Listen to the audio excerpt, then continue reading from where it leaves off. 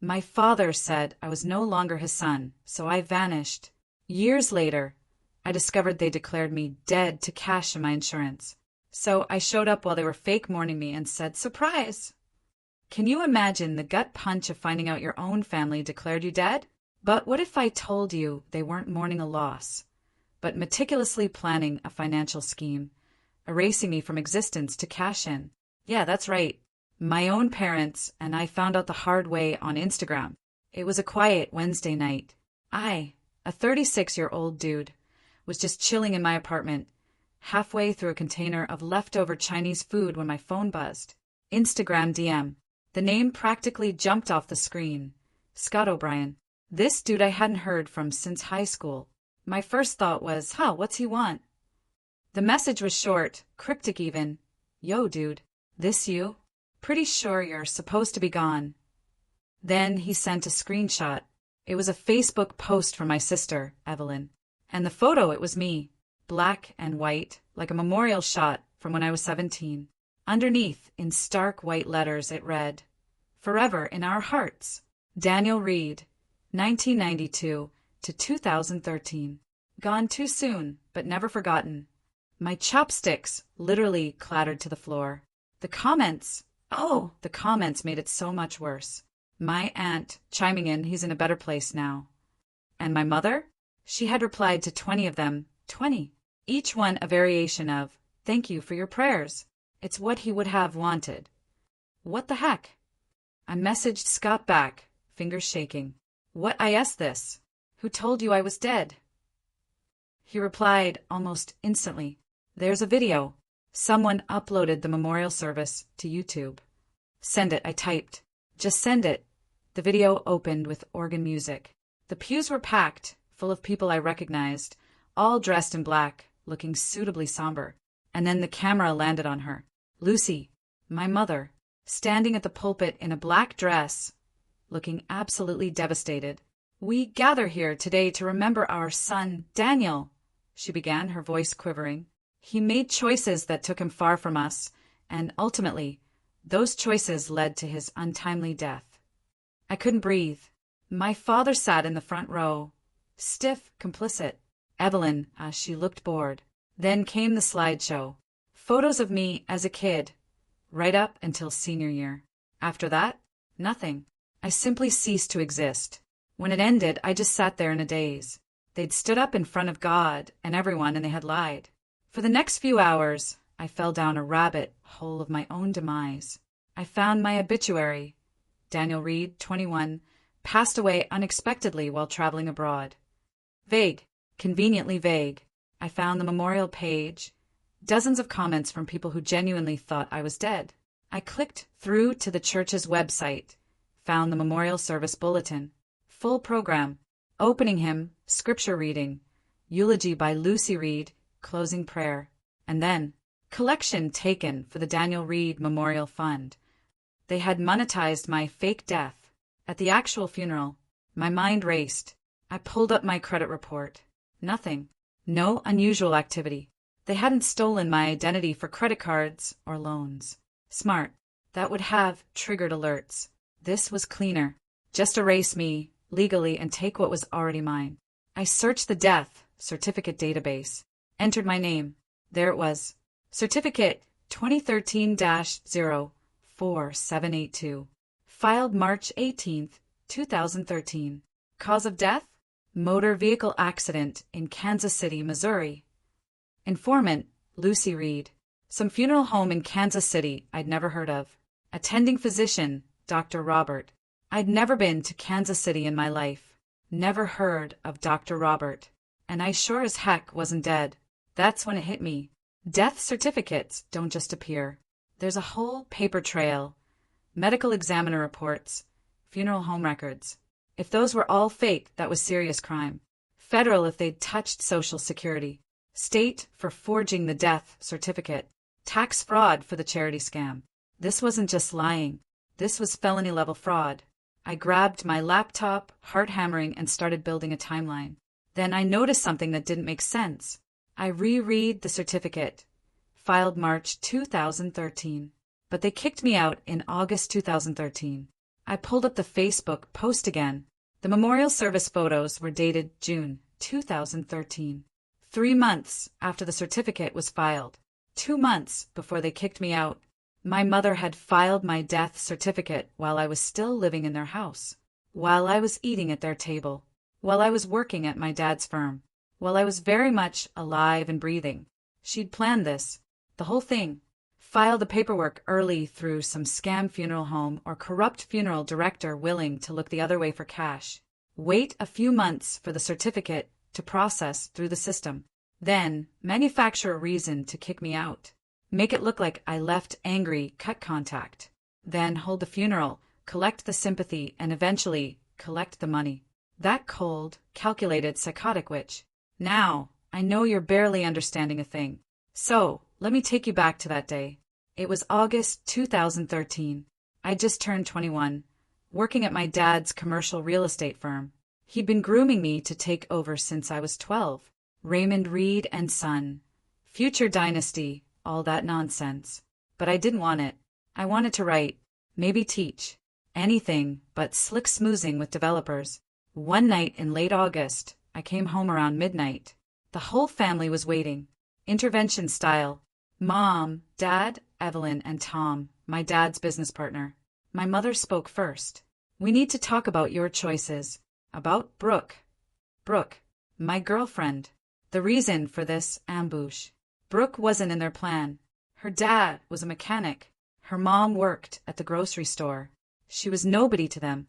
I know you think you love her, my mother continued, condescending. But she's not right for this family. She's holding you back. From what? From becoming another jerk like Dad? My father's face went red. Watch your mouth. Or what? You'll disown me. I laughed, a sharp, bitter sound. Oh, wait. Tom, my dad's partner, jumped in. Your father's planning to retire in 5 years. He can't do that if you're distracted by some girl who doesn't understand this world. Some girl. I shot back. Her name's Brooke, and she understands the world better than any of you. She worked her way through college. Didn't have Daddy's money to coast on. Evelyn, my sister, smirked. She's a gold digger, Danny. Wake up. Gold digger? She doesn't even know how much money we have. I've never told her because, unlike you, sister, I don't define myself by Dad's bank account. That's enough. My dad's voice boomed. You have a choice. The business, your family, your future, or her. I looked at all of them. My mother with her fake concern. My father with his ultimatum. Tom looking uncomfortable, but staying silent. Evelyn still smirking. I took a deep breath. I choose Brooke. Silence. My father's jaw clenched. Then cold, hard. Then pack your things and get out. You're serious? Completely. You want to throw away everything we've built? Fine. Do it without our name, without our money. See how far you get. Evelyn hopped up from her chair. I'll get him a bag. She handed me a trash bag. Literally. Some of my clothes were thrown inside. She smiled. Good luck being poor, Danny. I took the bag and left. Brooke picked me up that night. We made it a year before my bitterness destroyed us. After that, I moved around. Seattle, Sacramento, Portland. Worked rough jobs. Built a life from nothing. Never contacted them. Never looked back. Except they'd been busy erasing me and cashing in. The next morning, after the Instagram discovery, I called in sick. I needed answers. Proof. I started digging. My mother's Facebook was locked down, but Evelyn's wasn't. She loved attention. I scrolled back and found a whole memorial album from 2013. Photos of the service, flowers, condolence cards. One photo made my blood boil. Evelyn and my mother in black dresses, arm in arm. Caption: celebrating Daniel's life today. Gone but never forgotten. I found the obituary. Daniel Reed, 21, died while traveling abroad. Vague enough that nobody would ask questions. If they declared me legally dead, there'd be documents. Death certificates, medical examiner reports, probate filings. If those were fraudulent, that was a serious crime. I needed help. I called Chris Lopez, my old roommate from Seattle. He'd become a lawyer in Portland. Criminal defense. But he knew people in the prosecutor's office. We met for lunch. I showed him everything. He let out a low whistle. Daniel, this is fraud. Serious fraud. Multiple felonies. How do I prove it? We get every document. Death certificate, you already have. Probate records if there was an estate. Financial records to show money changing hands. Medical examiner reports. Funeral home records. He looked at me, serious. This will get ugly. Nuclear level ugly. You ready? They buried me alive. Yeah, I said. I'm ready. Over the next 3 weeks, we built a case. Filed records requests with the county clerk. Probate court, the whole system. Got copies of everything related to my death. Probate records came back first. My grandfather died in 2015. Left $75,000 to each grandchild. When his estate went through probate in Kansas, guess what? My share got redistributed. Because I was dead. $35,000 to Evelyn. $40,000 into the Daniel Reed Memorial Scholarship Fund. A legit registered nonprofit, tax ID, and everything. A scholarship fund in my name for kids going into commercial real estate. Chris dug into the tax filings. Nonprofits have to file publicly so anyone can see them. 3 scholarships in 9 years. Total given out, $8,000.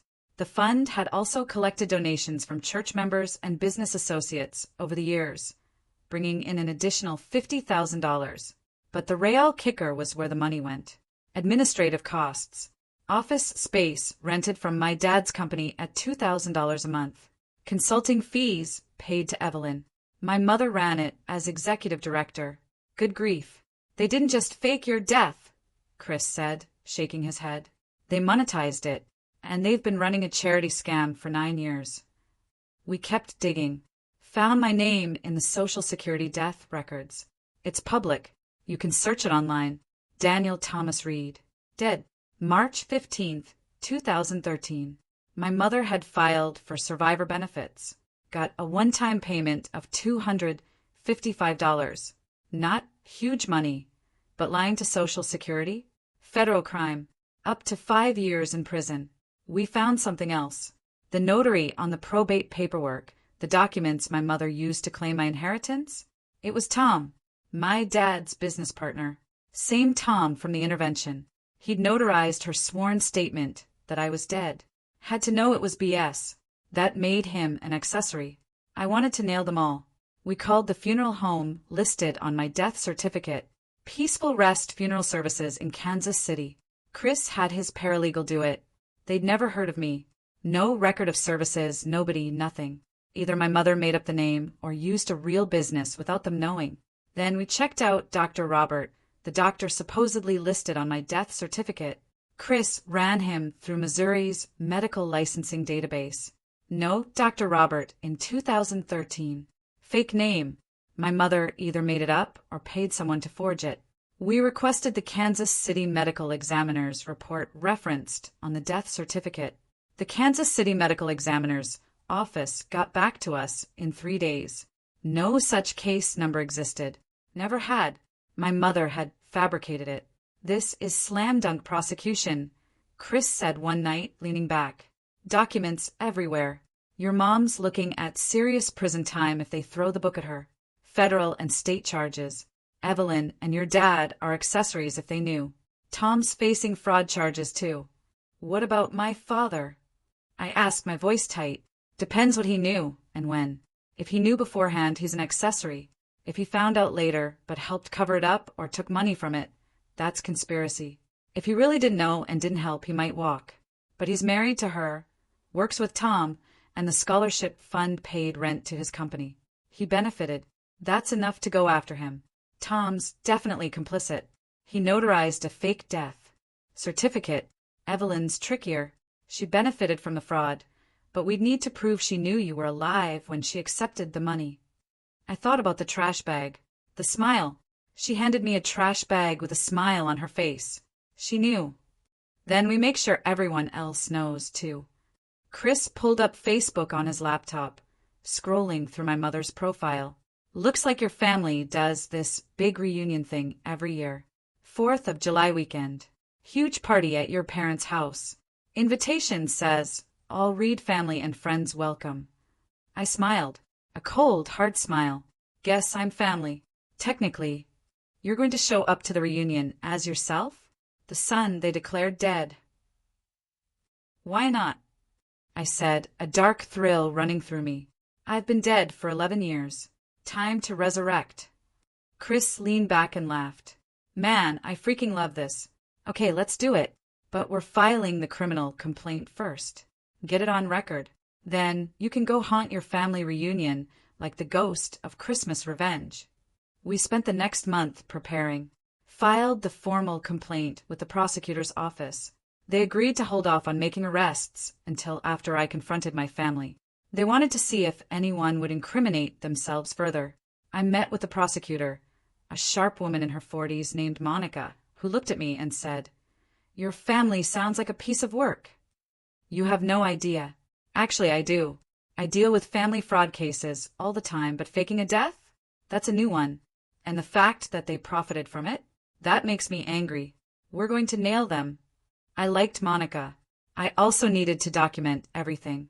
Because I wanted everyone to know what they did. Something they couldn't scrub away. I decided to start a blog. Anonymous at first. Just documenting the facts, the timeline, the documents, everything. I called it The Ghost in the Machine. Posted the first entry a week before the reunion. No names yet, just the story. Family kicks out son over girlfriend.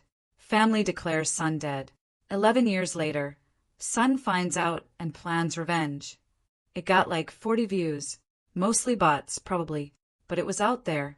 My story waiting to explode. 4th of July was 2 weeks away. I bought a plane ticket back to my hometown, a place I swore I'd never return to. But I was going back as a dead man who refused to stay buried. The flight back felt surreal. I hadn't set foot in my hometown in 11 years. Hadn't even driven through it. Seeing the familiar landmarks from the plane window made my stomach twist. Chris had offered to come with me, but I told him no. This was something I needed to do alone. He'd armed me with copies of every document, though. I had a folder that could end my family's reputation and possibly put my mother behind bars. That felt good. I rented a car at the airport and drove to a hotel on the edge of town. Didn't want to risk running into anyone before the reunion. I checked in, went to my room, and spread out all the documents on the bed. 3 copies of everything. Death certificate, probate records, tax returns, bank statements, social security forms, the criminal complaint. I took photos of each document with my phone, uploaded them to 3 different cloud services, emailed copies to myself and Chris. If something happened, the evidence would still exist. My phone buzzed. Text from Chris. You good? Yeah. Going to their house tomorrow. Family reunion is at 2 p.m. Call me after. I want to hear everything. You'll probably read about it in the arrest reports. Even better. I spent that night going over my strategy. I'd show up an hour into the party, when everyone was there and settled in. I couldn't sleep. Kept thinking about walking through that door, seeing their faces, watching them realize they're perfect, while I had come back to destroy them. The morning of the 4th, I woke up with this weird calm. Like all the anger and hurt from the past 11 years had crystallized into something cold and sharp. I was ready. I got dressed, jeans, button-up shirt, grabbed the folder of documents, took one last look in the mirror. Let's go haunt some people, I said. The drive to my parents' house took 15 minutes. I knew the route by heart, even after all these years. Past the high school, past the park where I used to skateboard, past Brooke's old street. I wondered if she still lived there. Probably not. She was probably long gone, living a good life somewhere. I hoped so. My parents' house looked exactly the same. Big colonial, perfectly manicured lawn. American flag out front for the holiday. Cars lined the street. I could hear music and laughter from the backyard. The party was in full swing. I parked a block away and sat there for a moment. This was it. Once I walked through that door, everything would change. For me, for them, for everyone at that party. Good. I got out of the car, grabbed my folder, and walked up the driveway. The front door was unlocked. I opened it and stepped inside. The house smelled the same. That specific combination of my mother's candles and wood polish. It hit me like a punch to the chest. Memories flooding back. Birthdays, holidays, the night they kicked me out. I walked through the foyer toward the back of the house where I could hear voices. The living room was empty. Everyone was outside. I stopped at the sliding glass door and looked out at the party. 50, maybe 60 people. Family, friends, business associates, all mingling on the deck and lawn. There was my dad holding court with some of his real estate buddies, my mother moving through the crowd like a social butterfly, and Evelyn standing with who I assumed was her husband, looking expensive and bored. I slid open the door and stepped out onto the deck. For a few seconds, nobody noticed. Then someone did. A cousin I barely remembered. She looked at me, looked away, then did a double take. Her mouth fell open. The conversation around her stopped. People started turning, staring.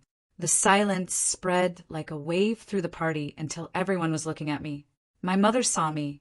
The glass in her hand slipped, shattering on the deck. "Hey, Mom," I said, loud enough for everyone to hear. "Miss me?" Nobody moved. Nobody spoke. My father was the first to find his voice. Daniel in the flesh. I walked down the deck steps. People scrambled out of my way. "Funny thing," I began. My voice calm, almost conversational. "I was scrolling Instagram last week and found out I died 11 years ago. Car accident, apparently. Except I definitely remember being alive." My mother had gone white. "Daniel, I can explain." "Can you?" I pulled out my folder and removed the first document. Death certificate. Lucy Reed, informant. Says I died in a car accident in Kansas City, Missouri. Case number KC. ME 2030847. I looked around at everyone. I called Kansas City PD. That case number doesn't exist. Never did. This certificate was notarized by Tom Hendris 3 days before filing. Whole thing's a forgery. "Jesus Christ," someone muttered. Everyone was glancing at each other, speechless. I pulled out the second document. Probate court filing. Grandpa Walter died in 2015. Left $75,000 to each grandchild. Except I'm listed as dead. So my share got split up. $35,000 to Evelyn. $40,000 to the Daniel Reed Memorial Scholarship Fund, a nonprofit mom set up in my name. Evelyn's face had gone red. "Daniel, you need to leave." "Not done." I held up the third document. Charity tax returns. 9 years of this fund. 3 scholarships given out. $8,000 total. But the fund claimed over $85,000 in expenses. All the donations they collected paid to cross-filing. That's Mom's company. You skimmed over 90% of a charity you made in my name. I pulled out one final page. Criminal complaint filed last week. Fraud charges. Theft, falsifying documents. Prosecutors are already moving forward. The crowd erupted. People shouting questions at my parents. Others pulling out their phones, recording. My grandmother was crying, asking my mother how she could do this. An uncle I barely remembered was yelling about being lied to for years. One of my dad's business partners stormed off, throwing his bottle in the trash hard enough that it made a loud bang. My mother sank into a chair, head in her hands. Evelyn was screaming at me, calling me vindictive, telling me I was destroying the family. My father just stood there, frozen, watching his perfect life collapse in real time. I walked up to him. "You told me to get out 11 years ago. Well, I made it without you, without your money." I stepped back. "Now you get to see what happens when everyone knows the truth." Someone in the crowd yelled, "You faked your own son's death for money." Another voice, "Lucy, how could you?" My mother looked up, mascara running. "You don't understand." "We understand perfectly," my grandmother said, her voice shaking. "You're a liar and a thief." I turned and walked toward the house. My mother's voice cut through the noise. "Daniel, please." I stopped, looked back. "You declared me dead. You cashed in. I'm just making sure everyone knows who you really are." I walked through the house and out the front door, got in my rental car and left. Behind me, I could still hear the chaos. People yelling, Accusations flying, the perfect 4th of July party imploding. I called Chris. It's done. How'd it go? Like a nuclear bomb. Perfect. The aftermath was faster and more brutal than I expected. I stayed at the hotel that night, and by morning my phone was exploding. Texts from distant relatives, Facebook messages from old acquaintances. Everyone wanted the story, the gossip, their piece of the drama. I ignored most of it, spent the morning updating my blog, posted the full story with one caveat. No names yet, called them mother, father, sister. The people who knew would know. But I also updated my social media, changed my Facebook to public, added a profile picture of me very much alive with the caption, "Reports of my death have been greatly exaggerated." The blog post went semi-viral. Thousands of views. People were sharing it. Chris called around noon. "Dude, prosecutor's office is moving forward. Your mom's arraignment is next week. And Evelyn's husband is filing for divorce. Didn't know about the fraud. Feels betrayed." I laughed. Good. There's more.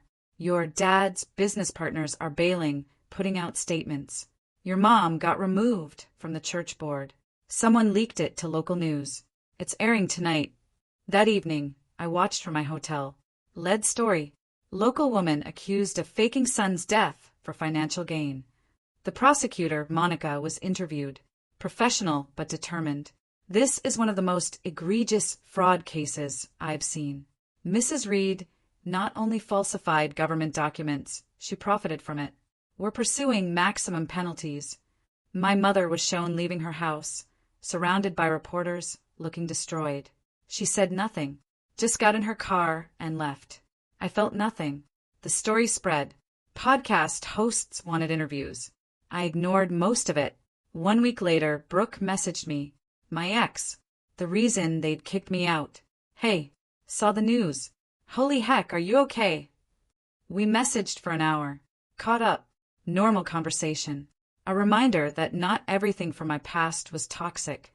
Before signing off, she wrote, "I'm proud of you for surviving, for fighting back, for not letting them win." That hit different. Made my throat tight because I'd spent years thinking I was the problem. But I wasn't. They were. The legal case moved forward. My mother tried to negotiate a plea deal, but the prosecutor wasn't having it. They wanted this to go to trial, to be a warning to anyone else who thought they could commit fraud and get away with it. But the real punishment wasn't going to be legal. It was social. My mother couldn't show her face in town without people whispering. My father lost 3 major business deals because his partners didn't want to be associated with the scandal. Tom Hendris got hit with his own charges, accessory to fraud. The state bar opened an investigation. He'd lose his notary license at minimum, maybe face charges. His wife filed for separation. 3 days later, the church my parents had attended for 30 years asked them not to return. My mother's book club disbanded. My father's golf buddies stopped calling. The family was shattered. About 2 months after the confrontation, I got a text from an unknown number. "Daniel, it's your father. We need to talk." I stared at it. Part of me wanted to delete and block, move on. But another part, the part that had wondered for 11 years if they'd ever acknowledge what they'd done, wanted to hear it. I texted back. "About what?" "Everything. Please. Just us. I owe you that." I thought about it. Talked to Chris, who said, "Bad idea." Talked to my therapist, who said, "Maybe closure, but be careful." In the end, I agreed. Neutral location. A coffee shop in the next town. Told Chris where I'd be. To call cops if I didn't check in within 2 hours. My father showed up looking terrible. Not the polished Raymond Reed I remembered. A broken man. Good. He sat across from me, ordered a coffee. He didn't touch it. Just looked at me. "You look good," he finally said. "Yeah. Well, being alive will do that." He winced. "Daniel." "Why am I here, Dad? What do you want?" He took a breath. "I want to apologize. For everything. For all of it." I leaned back and laughed, a bitter sound. "You want to apologize now? After 11 years? After declaring me dead? After stealing my inheritance? Now you're sorry." "I know it's not enough. It's not even close." He looked at his hands. I didn't know she was going to file the death certificate. I swear, when you left, your mother was devastated. Not because she missed you, but because you'd embarrassed her, chosen someone outside the family, made her look bad. She said we should tell people you'd moved away. I agreed. I thought that was the end. But it wasn't. No. He paused, gathering himself. A few months later, she told me you died. Car accident overseas. I didn't believe her at first. But she showed me the death certificate. Said she'd gotten confirmation from the embassy. He trailed off. I wanted to believe it was real, because it was easier than admitting we'd lost you. So you went along with it. The funeral, the scholarship fund, everything. I thought you were really dead, Daniel. I mourned you. I leaned forward. When did you find out the truth? Long silence. Then, last year, saw a charge on our credit card. Payment to a PI firm in Seattle. When I asked her, she broke down. Said she'd been tracking you since 2014. Where you lived, where you worked, had photos. She knew you were alive and kept the lie going for the money. Why didn't you tell anyone? My voice shook with the old anger. Why didn't you report her? Because I'm a coward, he said simply. Coming clean meant losing everything. The business, our reputation. Your mother and I chose to protect those things instead of you. At least he was honest. Didn't make it better. Is that why you're here? To clear your conscience? I'm here because you deserved better. A family who supported you instead of erasing you. He looked at me with actual regret. I can't fix what I did, but I wanted you to know that I know I failed you. We sat in silence. The coffee shop buzzed around us. People living normal lives, unaware a dead man was having coffee with his father. Finally I spoke. Where's Mom now? Out on bail. Trials in 3 months. Her lawyer thinks probation. Community service. Fine. No jail. But she's not well. Daniel. Breakdown. Won't leave the house. Won't talk to anyone. Evelyn won't speak to her. The church banned her. She lost everything. Good, I said coldly. She deserves it. He didn't argue.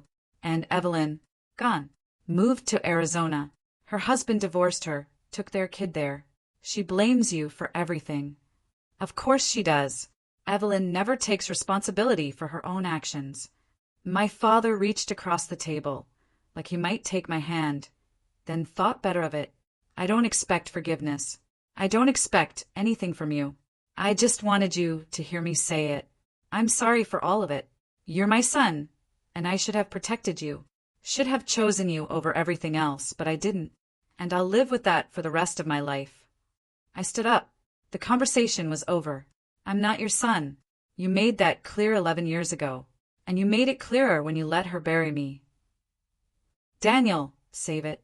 You want to feel better about what you did. Go tell it to a therapist or a priest or whoever, but don't come to me. I'm not in the forgiveness business. I walked out of that coffee shop and didn't look back. My phone buzzed with a text from Chris as I got to my car. Everything's good. Yeah, just needed to hear him admit he's a coward. Did he? In so many words. And more importantly, I needed to look him in the eye and feel nothing. Mission accomplished. I drove back to Portland the next day, left that town behind for what I hoped was the last time. I'd said what I needed to say, done what I needed to do. Now it was time to actually move on and stop looking back at the wreckage. The trial happened 3 months later. I didn't attend, but Chris kept me updated. My mother's lawyer cut a deal. She pleaded guilty to some misdemeanors, falsifying records, theft. The prosecutor dropped the big federal charges. Wire fraud's hard to prove, apparently. The deal? 18 months probation for 100 hours community service, $75,000 back to me, 12 grand in fines. No jail time. First offense, white-collar crime. Oregon's soft on this stuff. The real punishment was everyone knowing what you did. The scholarship fund was dissolved. The money was redistributed to actual scholarship programs. My name was removed from everything. Good. I didn't want to be associated with them anyway. Evelyn never reached out. Neither did my mother. My father sent one more text about 6 months after our coffee shop meeting. Just, I hope you're doing well. I didn't respond, but I moved on. Kept working, got promoted, got a better apartment, this time with an actual view of the city. Started dating someone new, a woman named Rachel, who I met at a friend's party. When she asked about my family, I told her the whole story. She listened without judgment and then said, "Dang, who needs enemies when you got a family like that?" I liked her immediately. My blog became a small platform for other people who'd been disowned or erased by their families. I got messages every day from people sharing their stories, asking for advice, finding community. The story of my resurrection faded from the news cycle. Eventually, new scandals. People forgot about my family and their fraud. But the internet doesn't forget.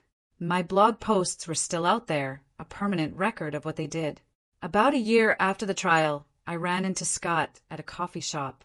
The same guy who'd sent me that first Instagram message. The one that started this whole thing. We caught up, talked about life, laughed about how insane everything had been. "Man," he said, halfway through his second coffee, "I'm glad you're not dead." "Yeah, me too." "You ever think about forgiving them? Your family?" "No.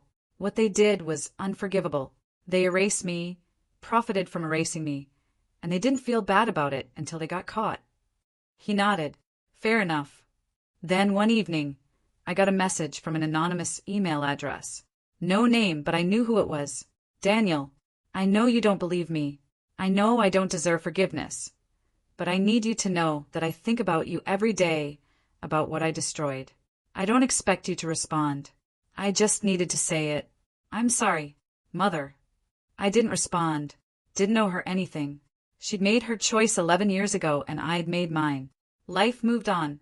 I didn't hear from any of them until 4 years later. My dad showed up again and dropped this bomb. The knock on the door came on a random Thursday evening. I was making dinner when the doorbell rang. Rachel was out with friends. I figured it was a delivery. I opened the door and found my father standing there. He looked way older, broken. "Son," he said quietly. I stood there, hand on the doorknob, debating whether to slam it in his face. "What brings you here?" "Just 5 minutes, please." I stepped outside, closing the door behind me. Wasn't going to invite him into my home. 5 minutes, I said. He took a breath, like he'd been practicing this. "Your mother died." I paused. Wasn't expecting that. When? 3 weeks ago. Heart attack. She'd been sick. Wouldn't see doctors. He paused. "I think she gave up after the trial. Daniel, she died grieving you. I don't know if that makes me an a-hole, but honestly, I did not care." "And you're telling me this because," I asked, "because you're her son." "I never was, and I don't care." He flinched but didn't argue. "The funeral is Friday. You don't have to come. I'm not asking you to, but I wanted to tell you in person." "Is Evelyn coming?" "No. She didn't want anything to do with it. With me. With any of this. She's still blaming us for ruining her life after the divorce." We stood in silence for a moment. I looked at this man who used to terrify me. Now he just looked sad and old and defeated. "Anything else?" I asked. "Yeah," he said calmly. Then he reached into his jacket and pulled out an envelope. Tried to hand it to me. "What is it?" "Money. The $75,000 from your grandfather. I know the court ordered it paid back, but it went into the estate. This is yours, your rightful inheritance. I should have given it to you years ago." "I don't want it, Daniel. I don't want your money. I don't want anything from you. I built my life without it. I don't need it now." "Then donate it. Give it to charity. Do whatever you want with it, but it's yours. I'm not keeping it." He set the envelope on the porch railing and stepped back. "I'm sorry, son," he said again. "I know I've said it before. I know it doesn't change anything. But I need you to know that I regret everything." I looked at him for a long moment. "You didn't lose everything," I said quietly. "You threw it away. You're right. She died thinking she was the victim, thinking everyone was against her for no reason. She never actually understood what she did wrong, did she?" He looked down.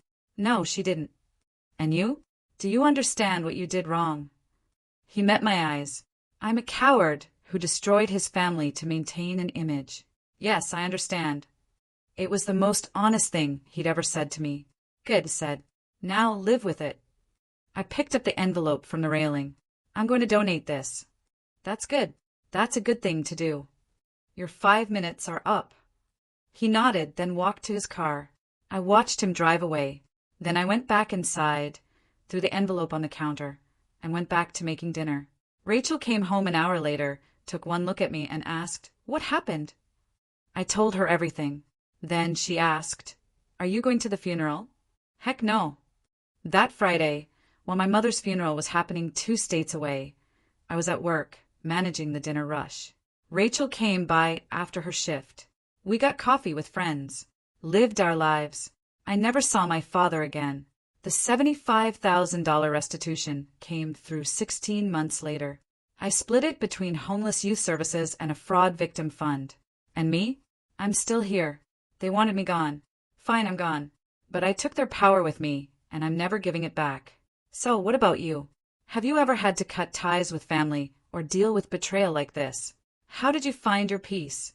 Let me know in the comments below. I really want to hear your stories.